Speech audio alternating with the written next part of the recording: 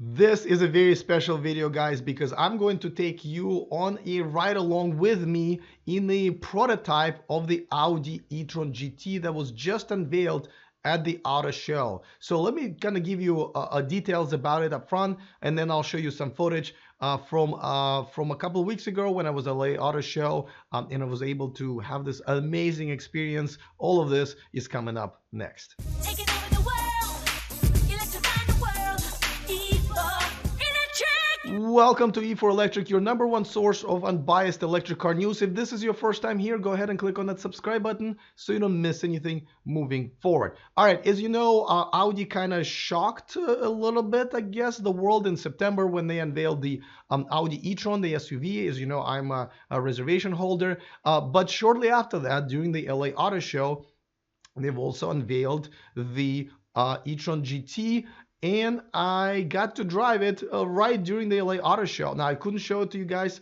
for a couple of weeks because they asked all of the media who was able to participate not to do it until pretty much this week. But as you can see, we had a police escort. So this wasn't like a closed course type of a deal. We drove through the streets of Los Angeles with cops in front of me and in the back. That was an amazing experience just on its own, because how often do I get to drive, be escorted by police since I'm not a president or a federal prisoner?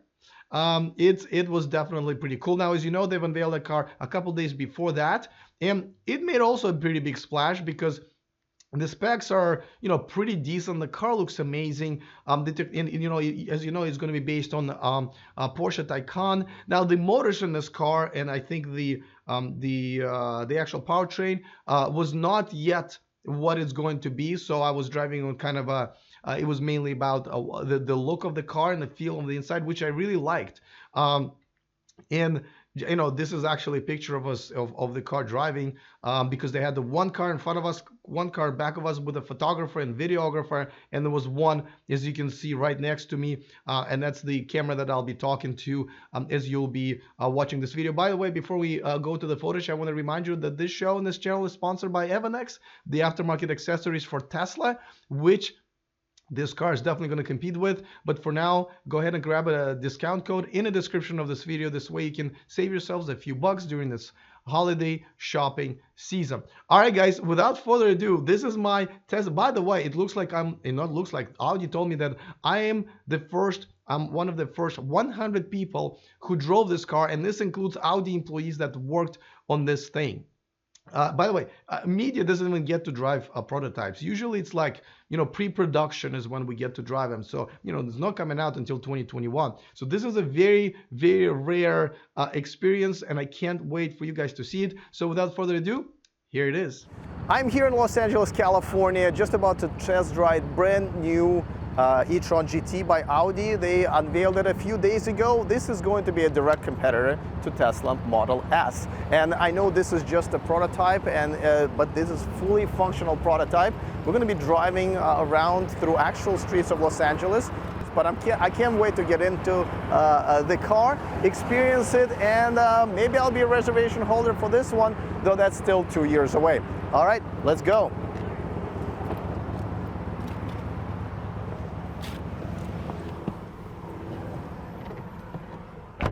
Looks very luxury and very Audi.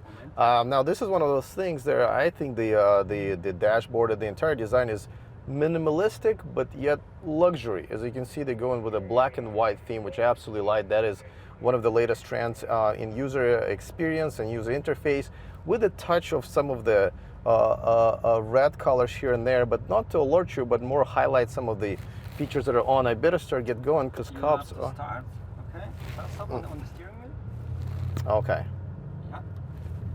And then. Okay. Ready? All right, we're ready to go. Let's see. Extremely weird to see a police officer behind me and not worry about the lights.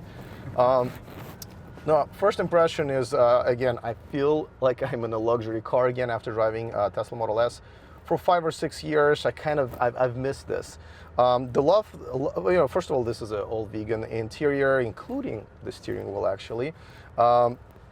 I like the kind of a futuristic steering wheel, though I know some of the other manufacturers are kind of following through as well with this. I know this is still up for some of the regulation approval and stuff like that, but I can't really notice anything that I would want extra here, and yet I absolutely love the look. Unfortunately, we can't play with the entertainment part of the screen. Compared to the e-tron, as you guys remember, they had two relatively large screens. The second screen would be a supporting screen for, at default it just does air conditioning and stuff like that. But the handling is very German, I have to say, and I know it will probably tighten up for the final production. But the response from the motors, which I don't think that right now we're running the car with actual motors that are going to be in the car, as you know, is going to be based on the Porsche Taycan. But the response, I'm really digging it. It is, again, I don't want to run into the car in front of us.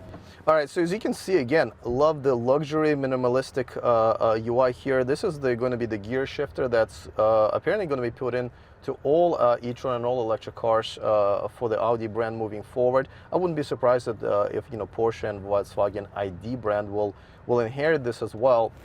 And just like I said, the touchscreen right now is not enabled, but it is large enough to obviously have maps here. And as most of the cars of the Audi brand right now, the maps actually appear on the front screen, and that's what I'm going to expect. Right now they're set to the range and a consumption timeline, but I'm sure it's going to be customizable.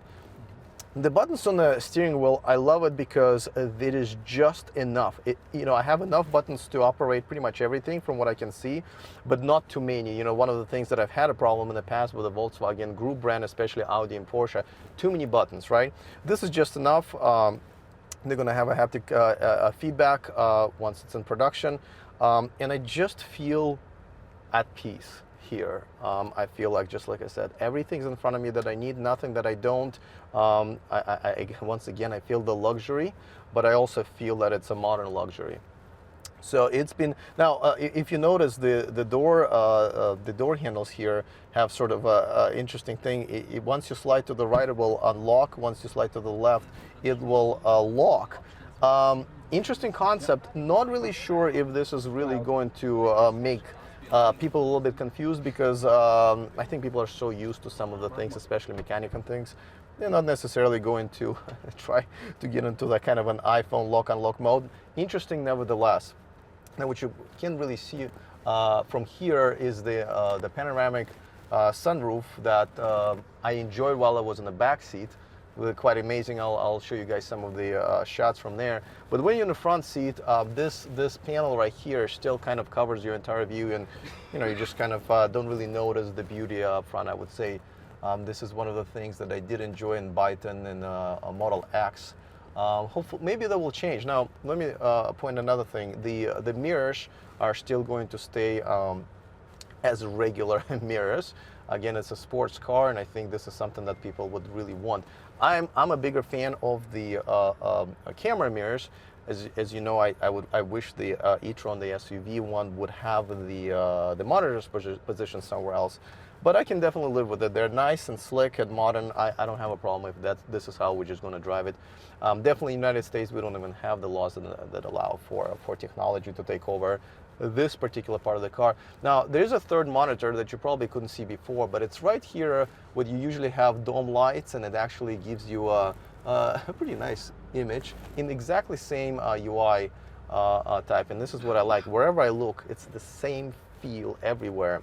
I think that's the problem that I've had with some of the interfaces for cars, that you have to learn one user interface in one part and then the completely different one literally inches away. Here I feel right at home. No matter where I look, I feel like I know how to operate it.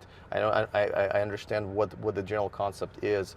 The one I've never seen this one before, and so I didn't really have that much time to think about it. Is definitely cool. I love flat screen monitors everywhere, but I wonder if at night, when you just need to push the button for the light, I'm not really sure if a lot of people would want to look at the monitor, and like right now I see a reflection, I can't really see the monitor.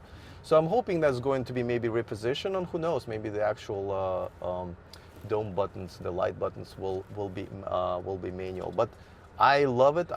Just by looking at it, and especially how it's framed, and how the colors are kind of really work together. Well, let me know what you guys think. I can really get used to it. I mean, they're not taking reservations for probably at least a year. So I will get my e-tron, the SUV first, but I can definitely see this car being my maybe next car after that if I enjoy my experience with Audi. As you know, to me, it's not just about the car; it's about the build quality, the customer service, and the overall ownership experience.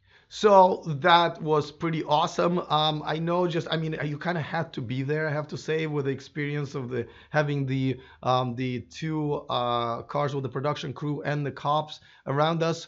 Thank you so much to Audi for letting me do this. Thank you to Los Angeles PD, of course, and the production crew for making this one of the most amazing experiences I've had so far while doing my channel. You know, it is a prototype, and I know they've told me a few times that a lot of things in this car are as it is going to be in production. But you know, things change, and especially, you know, I didn't get to experience the motors, which will be from Taycan, and I'm looking forward to one day experiencing that. Not sure if it's going to be in the e-tron GT or in an actual Taycan. Either way, I'm good either way, and I'm sure you guys are as well. This car is definitely been received very well because of its amazing look. It looks kind of like A7, which a lot of people really like. And the specs are really decent. We don't know what the price is going to be. It's probably going to be just a little bit higher than the e-tron, the SUV. So maybe around 80,000, starting $80,000 US here in the United States. Nevertheless, this is going to be talk of this community for a while, but we're all going to have to wait until 2021 when they actually go in production and is going to start delivering these cars. Man, this was just really exciting experience. I can't wait to see what you guys think about this car. I have to say, it was surprisingly, people are getting over this whole Volkswagen Group thing, and they're really getting into and understanding that Audi and the Volkswagen Group are really not joking around anymore. They really want this to happen. They're moving forward. They're working together between their sister companies, and I can't wait what happens next. Looking forward to your comments. Other than that, see you guys next time, and remember to stay charged.